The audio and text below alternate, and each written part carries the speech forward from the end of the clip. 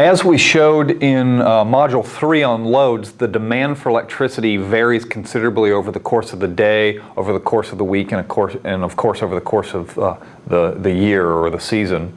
And the schedule of the service of these generators must be matched then in kind to the schedule of the load. During a peak loading event, most of a utility's power plants will be operational, while in the valleys of the load duration curve, many of these are going to be shut off and only the most efficient plants are going to be run. So let's kind of look at how that scheduling is done. Large plants that are expensive to build but cheap to operate, such as coal and hydroelectricity, more and more natural gas, these types of plants are run more or less continuously as base load. And although the term base load can be taken to mean a lot of different things in the electric utility industry, primarily its primary usage is it describes the operation of a plant that almost never gets turned off. The only reason that the plant gets turned off is that it's being taken out of service for maintenance work. So base load plants run more or less continuously, only taken down every so often for repair of the turbines usually is actually what happens. In contrast, we have these peaking plants, right? And they're this portion of the, I guess, base load's that and down. And we've got these peaking plants that are at that level and up. These peaking plants are turned on only during periods of the highest demand. These are usually diesel engines and small natural gas combustion turbines. Between these two extremes, we have intermediate plants which will run for most of the day, and then they'll be cycled off to follow the normal decrease in electric load at night. Although we didn't cover it in this class, a very important aspect of power system planning is what's called economic dispatch. And that term, if you ever hear it, refers to the process by which utility planners select the combination of power plants that will most economically meet the hour-by-hour power demands of their customers. So if I'm an electric utility and I have a fleet of generators, how do I select which generators are running at what time to meet this? And different plants, as we will see, have different characteristics that allow them to fit in different areas of this graph differently. In a simple model of a power plant operational economics, cost can be divided into, let me start this one over. In a simple model of power plant economics, we divide costs into two categories. The first is the fixed cost.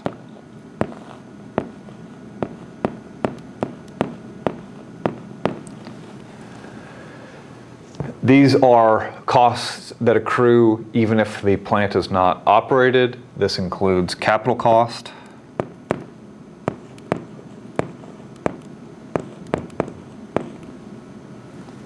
taxes,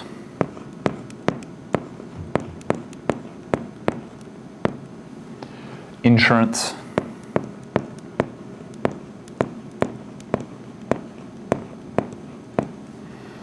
fixed O&M, operation and maintenance not due to wear and tear.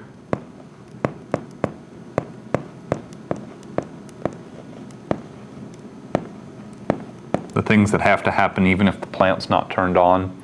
And then we've got what are called variable costs.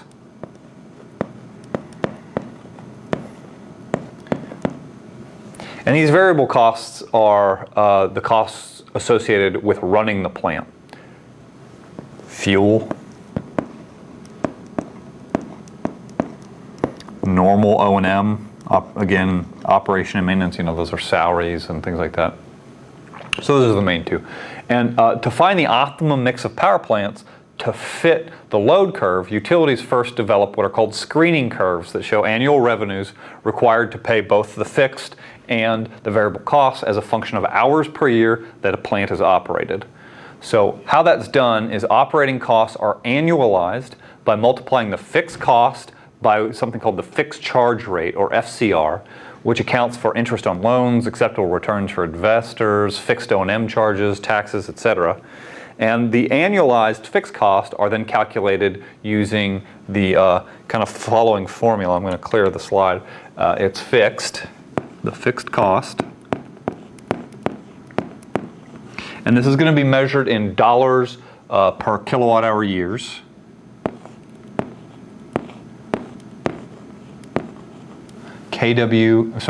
Kilowatt years, not kilowatt hours. KW years. And that's equal to the capital costs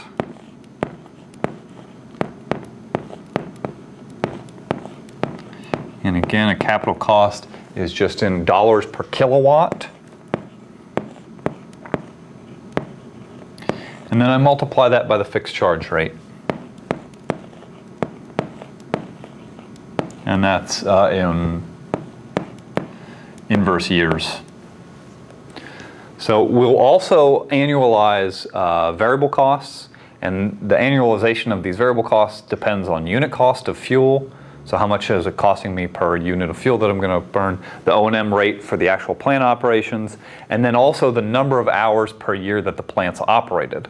Assuming that the plant runs at full rated power sometimes and at no power at other times, we come up with the following variable costs annualized. This is again going to be in dollars per kilowatt year.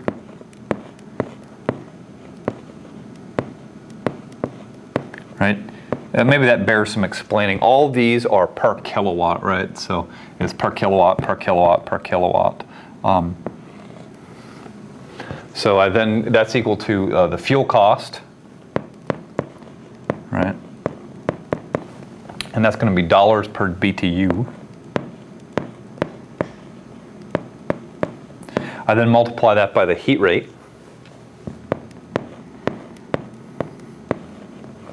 And that's in BTU per kilowatt hour.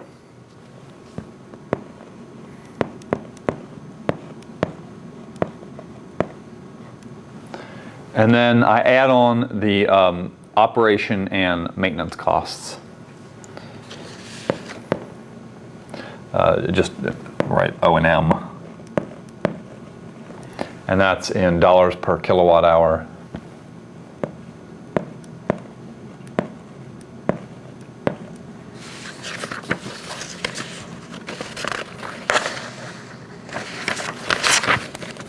So I take all that,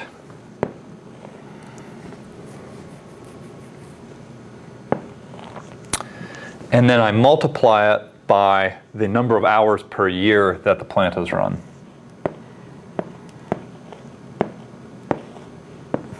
Right. So I know my unit cost of fuel, I know my efficiency of the plant to produce a kilowatt hour of power. I then add my O&M costs in dollars per kilowatt hour. I multiply that whole quantity by the number of hours the plant is run per year. So let's do an example of this. And the question is that we've got to find the annual revenue required for a pulverized coal steam plant using the parameters given in the table here, which are representative for modern technologies. We're going to assume a fixed charge rate of 0.16 per year, and we're also going to assume that the plant operates at the equivalent rate of full power for 8,000 hours per year. And so our task is to find out the cost of electricity from this plant. So I included this because we're going to use this chart again later on, but what we're interested in for this is the pulverized coal section. So out of this whole table, we're just using this. And we see that the capital costs are $1,400 per kilowatt hour. The heat rate is 9,700, so a little generous for a coal plant actually. The fuel costs are $1.5 per mega BTU, and the variable O&M costs are 0.43 cents per kilowatt hour. Again, we were given an FCR of 0.16 and an operational, this plant's running 8,000 hours a year, or the equivalent of full load 8,000 hours per year. So the fixed costs, again, it's the fixed cost, $1,400 per kilowatt. We then multiply that by the FCR, which is 0.16 per year, and that gives us $224 per kilowatt per year. Right. I guess that's a better way to read that. $224 per kilowatt per year is the fixed costs, and then the variable costs are going to be that was the $1.50, the fuel cost, that $1.50 per mega BTU. Mega was 10 to the 6. All right, so we've got that. We then multiply that by the heat rate, which was 9,700.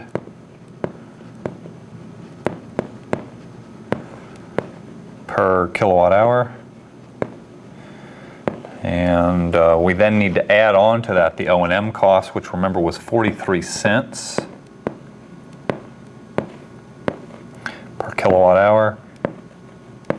We need to take that whole quantity, that's what's in brackets, and we need to multiply it by the number of hours the plant ran per year.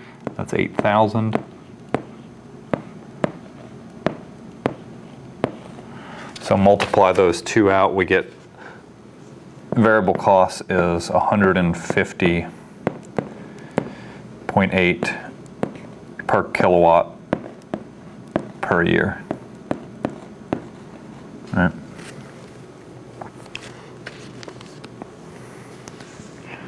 So that tells us the total price. If we add the fixed cost to the variable costs, I'll just clear the slide. So we do fixed costs plus variable costs, and then we divide that by hours run. It tells us how much we need to charge to break even on the electricity. So the fixed cost again was $224. The variable costs were $150.80. We divide that by the number of hours that the plant actually ran, or is providing electricity. That's 8,000 hours. And this was for a per kilowatt. All these numbers, remember, were per kilowatt. So we multiply by 1 kilowatt, and we get 4.69 cents per kilowatt hour. It's the rate at which we would need to charge the electricity to break even on those costs. And again, those are the costs listed in this table. If you're interested in comparing the operational costs of different generation technologies, those are pretty accurate. As you saw in Module 3, the ratio of the average power to the rated power of the plant is called the capacity factor. So, well, we actually looked at it for loads. We saw the ratio of the average consumption to the max consumption was called the capacity factor. Well, there's a similar calculation for electric power plants, and that is the ratio of the average power to the rated power. And that 8,000 hours per year that we saw in the previous example was actually a capacity factor calculation. And what we did is we took the capacity factor of the plant, which was from statistical data, and we multiplied that by 8,760 hours, which is the total number of hours of a year. So that's how we got that 8,000 for operational hours. Was they just did a capacity factor calculation, very similar to what we do in the loads section. Typically, total revenue required for a plant is going to be plotted as a function of that capacity factor. And we then will often plot multiple plants on a single graph, creating what's called a screening curve that shows the annualized cost as a function of hours operation.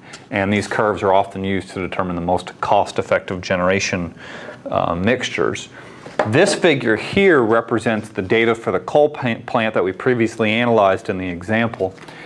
So what you need to understand is if you're going to draw a screening curve, what you've got is that you've got a line drawn here. This is the line that we're interested in, and it's got a y-intercept that's equal to the fixed cost, in this case, $224 per kilowatt per year, per kilowatt year. And then we've got we draw the line, and its slope is of the variable costs. In this case, let's see, $1.89 per, 1.89 cents per kilowatt hour. To determine the average cost of electricity, a line is drawn from the origin to the point on the revenue curve corresponding to the capacity factor. So you've got the capacity factor plotted across the top. You say that this plant is being run at 0.913 capacity factor. That is equivalent of saying that the plant is being run for 8,000 hours. You then draw a line from that intersection point to the origin, and the slope of that line is the average cost of the electricity being produced by the plant. So you can produce charts like these given the data in the table for the previous example for a wide variety of power plants. This figure represents the combination of these graphs for multiple plants onto a single graph, and this is what we call a screening curve. And this one is a screening curve for the pulverized coal plant, for the combined cycle plant, and for the combustion turbine plant. All of these are also drawn with data from the previous example. So why do we do this? Well, it allows us to select which plant is best to operate at what capacity factor, right? Screening curves show, in this case, that the combustion turbine, that's this guy here, right? That there, it's cheaper to build, but it's expensive to operate, so it will be the least cost option if I operate at less than 1,675 hours per year, or a capacity factor of 0.19. So I can see that for the combustion turbine, it is the cheapest if I'm operating from here in this region right here, which is a capacity factor of 0.19 or less. So this is why combustion turbines are chosen as peaking plants. Let's take a look at the coal steam generator. So the coal steam plant has high capital costs, it's got low fuel costs, and this results in the least expensive option only if run greater than 6,565 or a capacity factor, or 6,565 hours a year, or a capacity factor of 0.75. So if I've got a capacity factor of 0.75, this thing becomes the least cost option for me to run.